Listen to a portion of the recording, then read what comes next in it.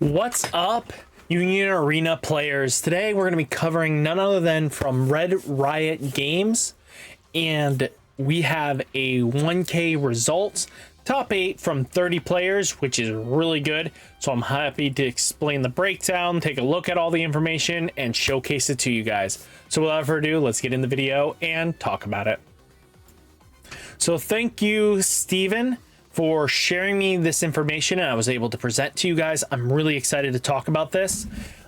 Being able to showcase information like this to you guys really means a lot. I put in a lot of time to look for these information so you guys can have the most up-to-date data to use for your researches to become better players, to be stronger players, to be more informed players. All these things lead to being a better player. And taking this into information, you know, having 30 players for a 1K store tournament is nothing to scoff at. That is a lot of players, and I'm excited. So let's take a look. If you guys don't know where it's at, Riot Games here, I think it was a Canadian event. Was it Canadian? That would be very interesting. Let me see if I can get the website. I might be looking at the wrong one. Nope, it was a Canadian event. 1,000 store credit, 5 p.m. Saturday. So really awesome to be able to cover this from Ontario, Canada. So that's cool. So taking a look here from their 1K.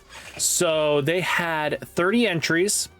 Their breakdown looked to be at least 36%, none other than, you know who, our good friend Jujutsu Kaisen Blue, which is Sukuna's list. Then you had 13.3% related to Purple Bleach, 13.3% none other than our good friend Toshiro.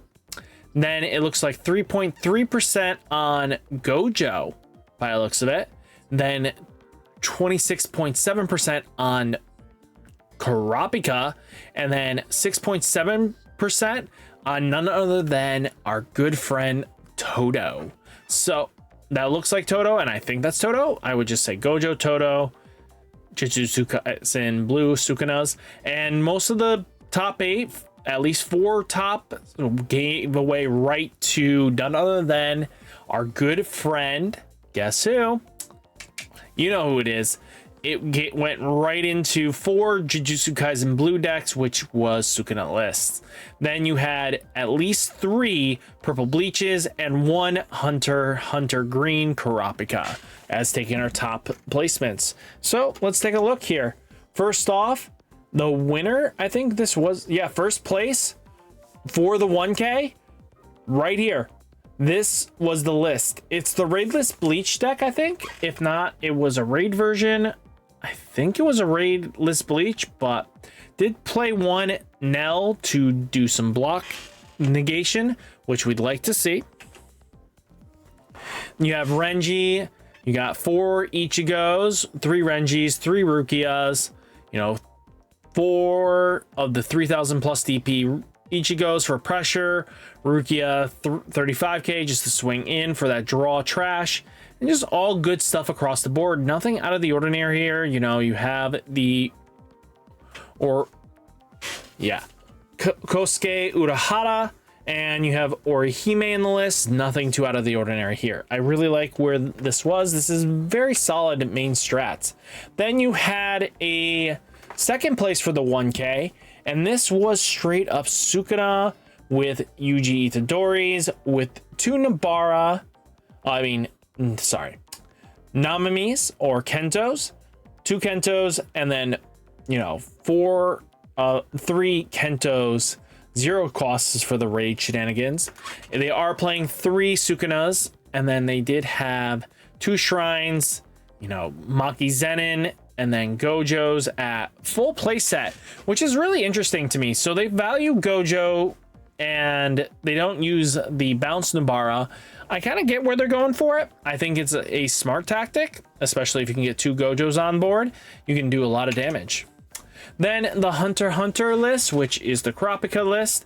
We had 4 Kurapika, you know, just a standard list here. 2 cost promo Kurapikas in the list. Wow. Was not expecting that. So 4, 8, 12,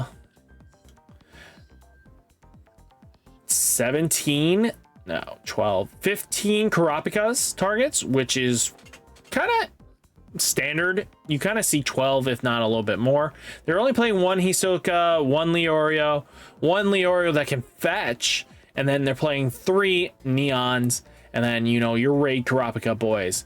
I like the Melody at 1 because Melody at least makes it so it can clear up your energy line, and as long as you can get the Karapika going, you're going to be really solid. I think the list looks pretty solid and tight. Then you do have Jujutsu Kaisen. They are playing 2 Pandas because a 1 cost AP might actually help out. Then you have 0 cost Nubara.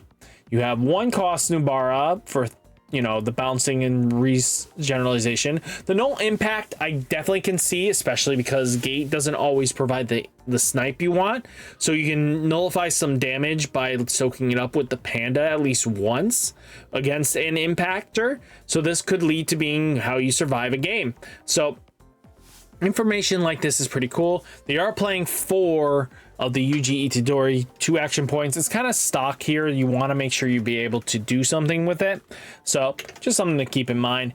Then here's another, the 5th place for the 1K. You got 4 Yujis, 4 Sukunas, 3 of the Yuji Itadoris of 2 APs, but they are playing a 3 cost 1 action Maki Zenin here for its Cursed Tool affinity. For 4 or more event cards in your sideline, this character gets plus 1000 DP. So again, applies pressure. It is a 2 cost energy generator, which sometimes you just need that little extra oomph just to get there to win the game. And I think it's a very smart tech, and we'll probably see some more viability with this kind of shenanigans in the future, but I think this is pretty cool what we're looking at. You know, I think this is interesting that people are adapting with the restriction in place.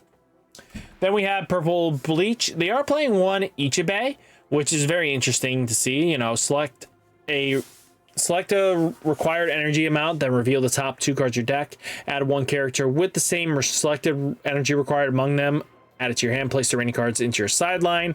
So not bad. I'm kind of really interested to see what, I'm guessing it's just because that restand trigger, they want to have a little bit more trigger activations when your opponent hits you. And I kind of get where they're going with it.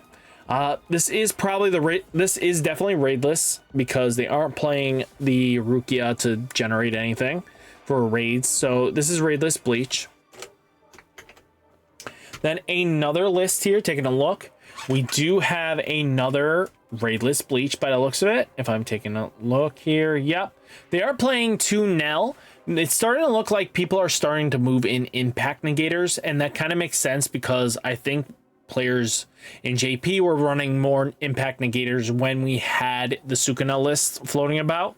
So again, negating an impact, as long as there's not crazy amount of snipes, you can soak up some free trades because sometimes that's all you really need to do to stop them from killing you is negating the impact. And I get that there exists cards like this, but I wish there was more cards like this, to be honest with you. Not just small little weenies, but like big guys like this. I wish that we had bigger guys that could soak up some of the damage here. We have 2. I'm guessing this was an error here. This should be the 3 cost 2 energy generating Ichigo Kurosaki that's going to be able to, you know, swing for 4K. So I think if we had it on bigger bodies, I think I would be a little bit more comfortable because then it can block a little bit or be lost into the impact fight. But, you know, having impact is quite fun.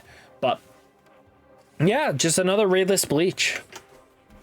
Then we do have the 8th place for this event, playing 4 Gojos as well. They are playing 4 Yuji Itadoris, you know, regular Itadori, you know, for the 2 AP. You know, they're playing 4, 8, 12, you know, Itadoris. Then they have at least 4, 8, 10 raid targets. I think this is like the biggest problem in the deck too, is that because of how many raid targets they want to have, they don't have enough bodies to justify the amount of raid targets, and that kind of hurts them, especially because 1 being a 2 AP cost, it really does hurt. But, you know, taking a look there, Shrines, Fingers, Divergent Fist, and then Domain Expansions, all great cards. And Gojo at 4 is just another play style. I'm surprised they didn't run it into, as long as Toshi's not like the biggest thing in your worriment, I think you're fine with the Gojos, because that's the only deck that'll suspend your energy line. So taking a look though, great job across the board for Red Riot Games. They do have plans for a 2K, I'm hearing, in the works, that will have like a cool prize support. I think there's mats and sleeves also kind of coming in the works, and then there's going to be something really cool for like the winner of the event, and they will be announcing that probably within a week or two, what they're going to be planning. But it's really exciting to see that this store is willing to grow the events and do like 1Ks and 2Ks. So hopefully we see this in the future, that more and more stores take these on to these initiatives for like Red Riot Games here.